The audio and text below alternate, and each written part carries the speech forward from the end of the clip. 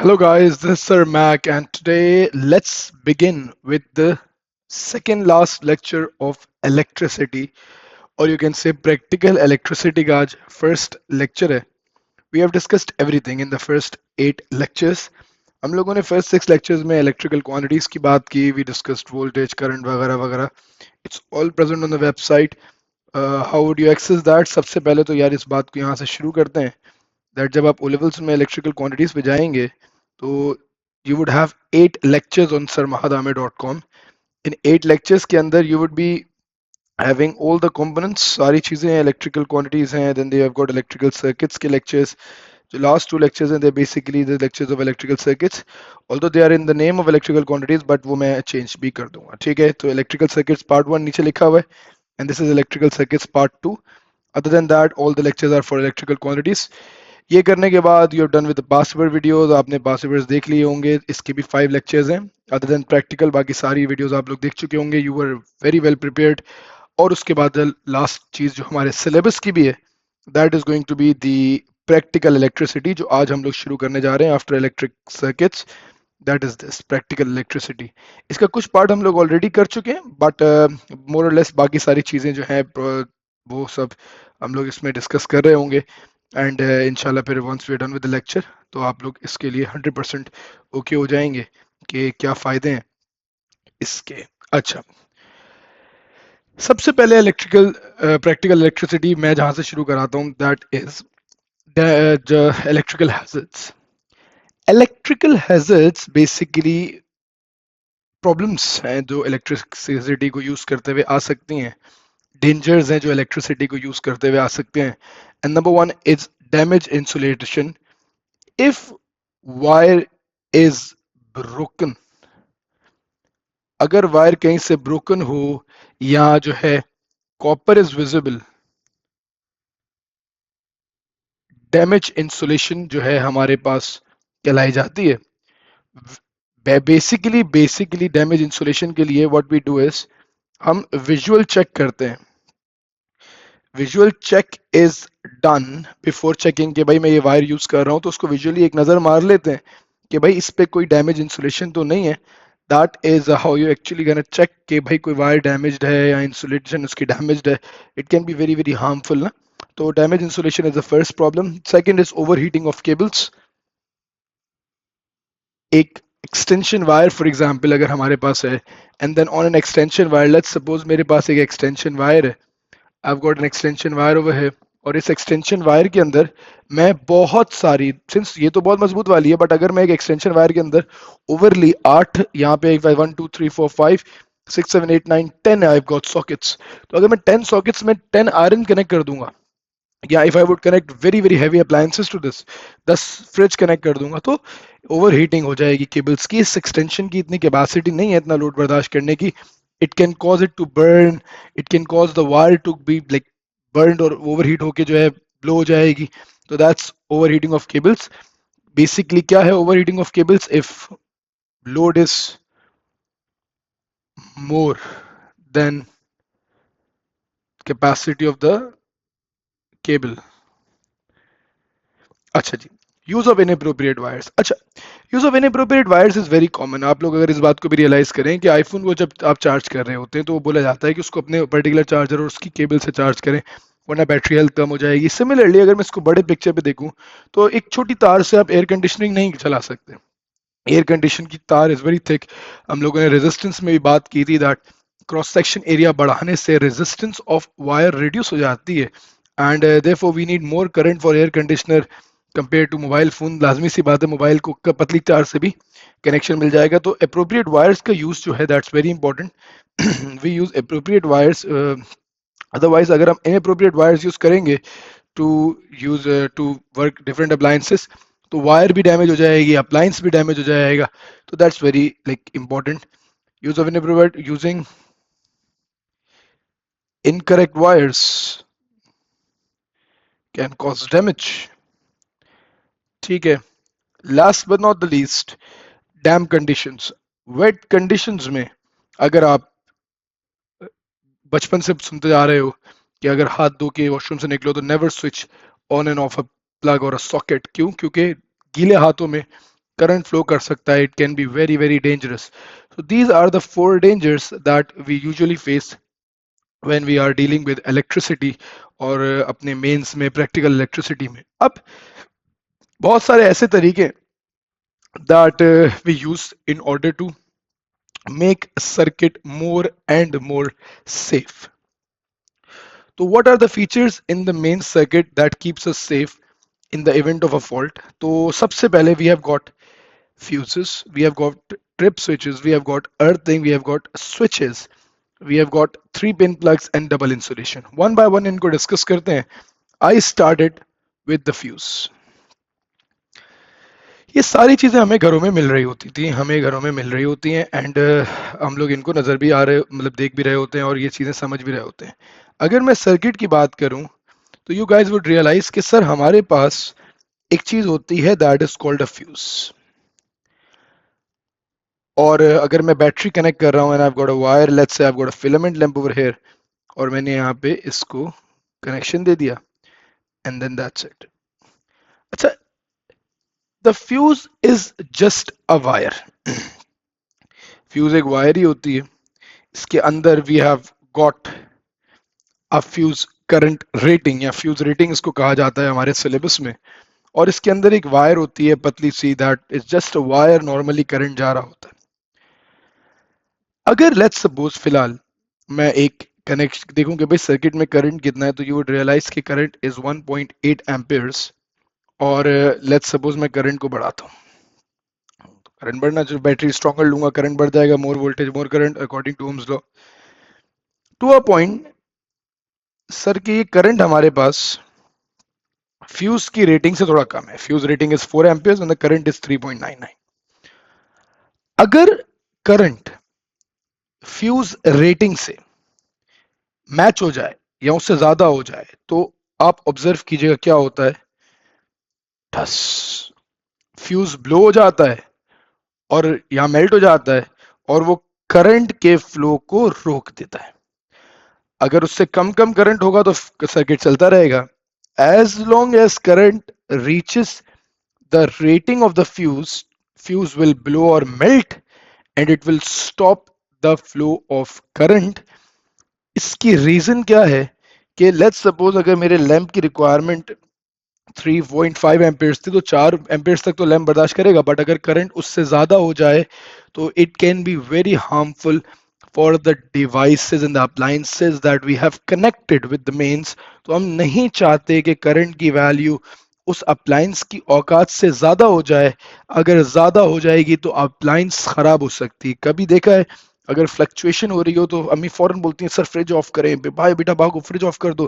क्यों? क्योंकि भाई अगर करंट ऊपर नीचे हो गया तो appliance can be in a great damage, appliance खराब हो सकता है. तो इसीलिए we use the fuses. And what does fuses do?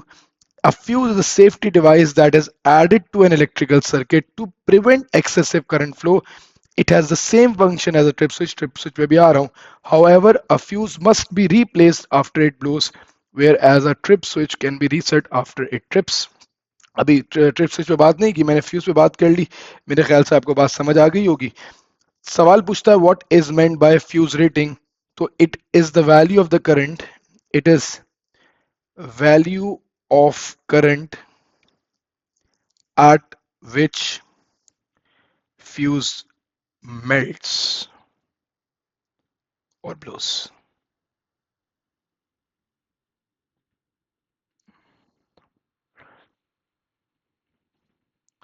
And stops the flow of current. तो ये फ्यूज रेटिंग, अगर फॉर एग्जांपल फ्यूज 5 एम्पियर पे सेट है तो 5 एम्पियर तक करंट वो बर्दाश्त कर सकता है. 5 एम्पियर या 5 एम्पियर से ज्यादा करंट होगा तो फ्यूज ब्लो हो जाएगा, मेल्ट हो जाएगा, stopping the current flow and then keeping the appliances safe. तो इट्स अ सेफ्टी डिवाइस. ठीक है, ये हो गई बेसिक सी बात फ्यूज की. अच्छा, अब हम बात कर रहे हैं ट्रिप स्विचेस की. सेम फंक्शनैलिटी है.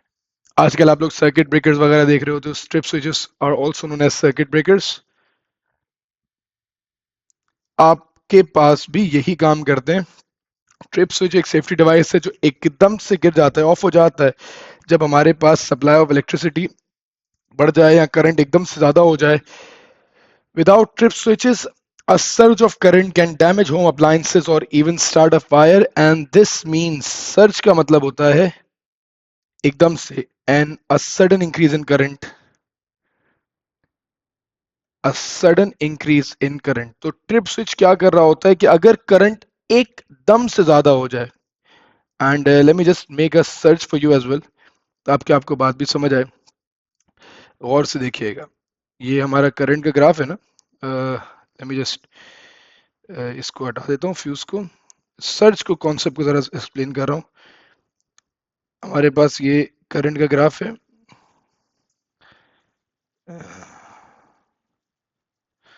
ठीक है, that is around, let's say हमारे पास कुछ 4 एम्पियर तक करंट है, जो कि मैंने बिल्कुल सेट भी किया था। अगर एकदम से सर ये देखिएगा, ये जो आपने बात गौर करें कि सर अगर ये वाला जो ग्राफ पे आप वैल्यू देख रहे हैं कि एकदम से करंट ऊपर नीचे गया है, this is known as a surge. ये सर्ज कहलाता है। करंट एकदम से ऊपर नीचे हो जाए, कॉन्स्टेंटली जा रहा होता है, डजंट रियली केयर, बट एकदम अगर सर्ज हो जाए या करंट एकदम से यूं करके बेटा बढ़ जाए, this is known as a surge, a sudden increase in current. अच्छा, इससे बचने के लिए डेफिनेटली सर्ज एकदम होगा, करंट ज्यादा होगा तो फौरन से सर्किट ब्रेकर गिर जाएगा, सर्किट को बचा लेगा। This is pretty much related to fuses and trip switches. हमने फर्स्ट बात कर ली ट्रिप स्विचेस फ्यूजेस की। Moving on to the next concept. सवाल ये आता है कि a hot water heater is rated at 2880 watt and 240 volts. Calculate the operating current and suggest a suitable rating for a fuse to protect the hammer from overheating. तो आपने कहा sir सबसे पहले power is equals to V I. Let's get the current first. Power हमारे पास है 2880 is equals to voltage is 240 and current is unknown. आप सबसे पहले करंट निकाल लेंगे, 2880 divided by 240, you would get the value of current as 12 amperes. अच्छा, rating of the fuse 12 नहीं होती, ये 12 जो एम्पेयर करंट हम लोग power is equals to V I के फॉर्मूला से निकाल रहे हैं ना, this is the value of current जो उसको चाहिए चलने के लिए। अगर इसी पे मेल्ट हो जाएगा फ्यूज तो कोई सेंस नहीं बनाती ये बात। तो इससे थोड़ी सी ऊपर की वैल्यू हम लोग फ्यूज रेटिंग के तौर पे लेते हैं। आई यूजुअली से के next to next whole number ले लें। Next to next whole number is always correct for every question. अगर 12 एम्पेयर की डिवाइस है तो 13 छोड़ के 14 एम्पेयर जो है should have been the fuse rating. तो ये एक इजी वे है टू रिमेंबर दैट कि जब भी फ्यूज रेटिंग का क्वेश्चन आएगा तो next to next whole number आप ले लेंगे तो आपको जो है सारे जो है मार्क्स भी मिल जाएंगे इजीली, जो है कोई मसला भी नहीं होगा। ठीक है, तो ये हमारे पास एक छोटी सी अंडरस्टैंडिंग डेवलप हो जाती है। अच्छा, now sir we have got switches, और उसमें फिर हमारे पास वायर्स की टाइप्स हैं, and then we have got earthing and double insulation. That would be, let's start that. Switch क्या होता है बेटे? स्विच, इफ यू रियलाइज कि हमारे पास एक स्विच होता है एंड देन स्विच के अंदर 3 हमारे पास जो है वायर्स होती हैं, 1 2 एंड 3। किसी ने अगर टेस्टर को कभी चेक किया हो तो यू वुड रियलाइज कि सर एक हमारे पास जो सॉकेट अगर बना हुआ है, लेट्स सपोज अगर एक 2 पिन स्विच है, तो 2 पिन स्विच के अंदर हमारे पास एक पिन में अगर हम टेस्टर डालते हैं तो उसकी लाइट जल जाती है, एंड देन 1 पिन में वो लाइट नहीं जलती। तो इसी तरीके से बेटा स्विच में वी हैव गॉट 3 वायर्स। पहली हमारे पास होती है बेटा लाइव वायर, दूसरी हमारे पास होती है neutral wire, and the third one is a earth wire. सबसे पहले बात करते हैं लाइव वायर की। तो live wire is basically a high potential wire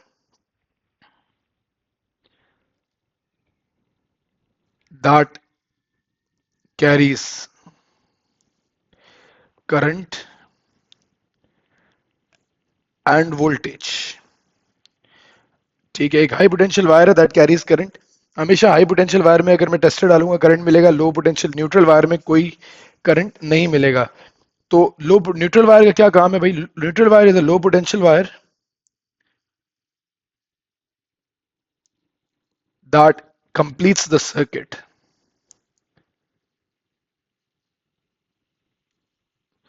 तो high potential wire live wire होती है, low potential wire neutral wire होती है। दोनों एक करंट प्रोवाइड करती है, एक सर्किट कंप्लीट करती है। और ये दो wire only necessary to work the appliance. अगर वो बोलता है एग्जाम में कि कोई दो वायर है जिससे सर्किट काम करता है तो वो कौन कौन सी होंगी? लाइव और न्यूट्रल। ये दो वायर के बगैर सर्किट काम नहीं कर सकता। किसी भी सर्किट को चलने के लिए एक लाइव वायर चाहिए और एक न्यूट्रल वायर लाजमी चाहिए। Now let's discuss the earth wire. Earth wire क्या होती है? अगेन अर्थ वायर भी एक लो रेजिस्टेंस वायर होती है, लो पोटेंशियल सॉरी वायर होती है। It's a low potential wire. और ये क्या करती है? अगर कोई मेटल केसिंग, लेट्स सपोज अगर मैं अपने लैपटॉप की बात करूं, इट्स मेटल का बना हुआ है, अगर इसकी मेटल केसिंग के अंदर कहीं कोई करंट आ जाए, मैं वॉशिंग मशीन के अंदर या किसी भी चीज के अंदर मेटल केसिंग की बनी हुई है, मेटल की बनी हुई है, उसमें कोई करंट आ जाए तो अगर मैं उसको हाथ लाऊंगा तो it can be very dangerous. तो what earth wire do is, earth wire एक वायर होती है that is also connected to the metal casing. जो एक्सेस करंट अगर मेटल केसिंग के अंदर आ जाएगा तो उसको जमीन में डिपॉजिट कर देती है। तो earth wire is a low potential wire that carries excess current to the ground by providing a low resistance path.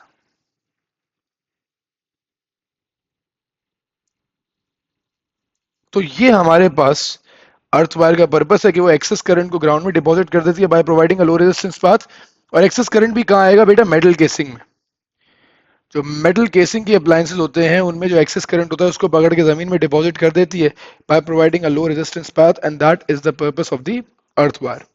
अच्छा, याद रखिएगा जो स्विचेस होते हैं, जो स्विचेस होते हैं और जो फ्यूजेस होते हैं, they are always connected in live wire. हमेशा जो जो हाई पोटेंशियल वायर है जिसमें वोल्टेज है, उस वायर में फ्यूज और स्विच को कनेक्ट किया जाता है ताकि सोर्स से हम जो है सर्किट को मेल्ट हो जाए या अप्लायंस तक करंट जाए ही नहीं अगर करंट ज्यादा हो जाए। तो हमेशा फ्यूज और switch high potential live wire में लगाए जाते हैं, कभी भी न्यूट्रल वायर में नहीं लगाए जाते। This is also very very important understanding कि भाई ये जो है हमारे पास हमेशा फ्यूज और switches are always connected in live wire. अच्छा, now the question is sir कि अर्थिंग क्या होती है? अच्छा भाई, हमने तीन टाइप की वायर्स पढ़ी, लाइव, न्यूट्रल और अर्थ वायर। अर्थ वायर क्या करती थी? एक्सेस करंट को उठाती थी मेटल केसिंग से और जमीन में डिपॉजिट कर देती थी। ये जो एक्सेस करंट को जमीन में डिपॉजिट करने का काम है, इसको हम बोलते हैं बेटा अर्थिंग। तो अर्थिंग क्या होती है? इट इज द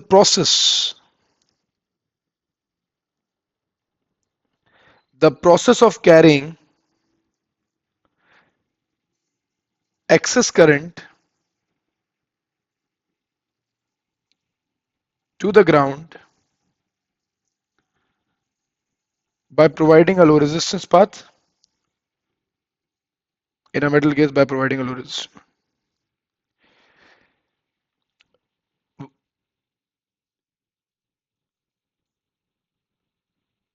याद रखिएगा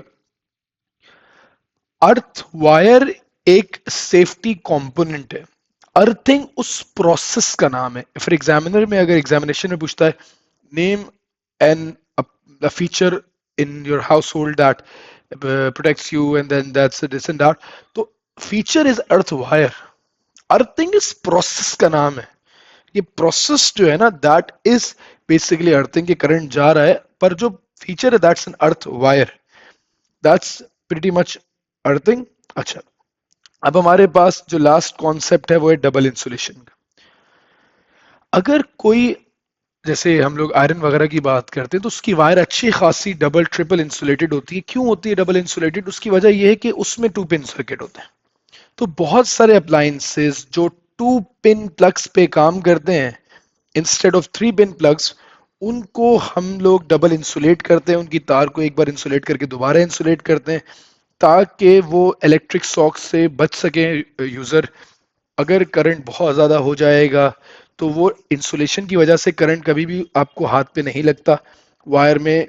तो ये डबल इंसुलेशन का ये पर्पस होता है। तो double insulation is basically insulating the wire twice. आपने ऑब्जर्व किया होगा कि सर अगर एक वायर है रेड कलर की होती है, there is another layer of wire on the top of that, ताकि जो है वाइट कलर की एक टॉप लेयर और होती है, जस्ट ताकि जो है अप्लायंस को कभी भी डबल इंसुलेशन करी जाती है, ताकि जो अंदर मेटल की कॉपर की वायर है वो कोई डायरेक्टली हार्म ना पहुंचा सके। तो अगर वायर के अंदर यहाँ पे कॉपर वायर भी होगी तो वायर इतनी ज़्यादा इंसुलेटेड होगी कि वो कभी भी अप्लायंस में नुकसान नहीं पहुंचाएगी। तो ये डबल इंसुलेशन की जाती है ताकि सर्किट को बचा सकें, कॉपर के ऊपर एक लेयर, इसके ऊपर दूसरी लेयर, ताकि करंट डायरेक्टली यूजर को टच ना हो सके। तो usually they ask in the question कि भाई मेरे पास कोई आयरन है या मेरे पास कोई हेयर ड्रायर है that is working on two pins, तो क्यों मुझे इसमें अर्थ वायर की रिक्वायरमेंट नहीं है, क्या फीचर है जो अर्थ वायर की रिक्वायरमेंट को मिनिमाइज कर रहा है? तो there are two of them. Number one is double insulation, number two that appliance is made up of insulating material. अगर एक अप्लायंस इंसुलेटर की बनी हुई है, प्लास्टिक की बनी हुई है, तो उसका मतलब है कि भाई उस अप्लायंस में अर्थ वायर की रिक्वायरमेंट ही नहीं है। अर्थ वायर तो मेटल केसिंग में से करंट को पकड़ के जमीन में डिपॉजिट करवा देती है ना। तो that appliance does not require an earth wire. अच्छा, एक और एग्जामिनेशन में क्वेश्चन बड़ा कॉमन आता है कि how fuse and earth wire protects the circuit. तो मैं इसको वर्बली एक्सप्लेन कर रहा हूं, सुने जरा गौर से कि फ्यूज जो है इसमें 3 नंबर का सवाल आएगा तो आपने दोनों को अलग अलग एक्सप्लेन करना है। सबसे पहले कि fuse will melt in order to stop the flow of current if the current becomes too large and if the current becomes more than the fuse rating, that's one. और आप बोलेंगे earth wire will provide a low resistance path by for the excess current that comes in the metal casing and it will deposit that into the ground. तो fuse का purpose अलग लिखेंगे, earth wire का अलग लिखेंगे, that would be 3 marks. Last चीज before ending lecture एक और बात लास्ट रह गई है, that is in a working circuit, एक वर्किंग सर्किट जो कि नॉर्मली वर्क कर रहा हो, वर्ड क्या आएगा नॉर्मली वर्किंग सर्किट में, current in live wire is equal to the current in neutral wire, and current in earth wire will be equal to 0. Live wire में अगर करंट 12 एम्पेयर का है तो न्यूट्रल में भी करंट 12 एम्पेयर का ही होगा, और अर्थ वायर में करंट कितना होगा 0 एम्पेयर का होगा। अच्छा सर ऐसा क्यों? देखो एक सर्किट कंप्लीट है, नॉर्मली वर्किंग सर्किट है, उसमें लाइव का करंट न्यूट्रल से होता हुआ जाएगा ना सीरीज में। तो जितना करंट लाइव वायर में होता है उतना ही करंट न्यूट्रल वायर में होता है, और अर्थ वायर में हमेशा करंट 0 होता है। तो एक नॉर्मली वर्किंग में सर्किट में लाइव वायर में जितना करंट होता है same current will be in the neutral wire, and in earth wire the current will be 0 Ampere's. On that note हम लोगों ने ये वाली वर्किंग कंप्लीट कर ली है। Let's keep this lecture till here. Inshallah, next lecture we will discuss costing, and that'll be pretty much it. And that will be everything for the practical electricity. Last will be the last lecture for the electricity wala part of the syllabus, and after that, inshallah, we'll be starting off with the magnetism. Apna khayal rakhiyega. See you in the next lecture. Take care, guys.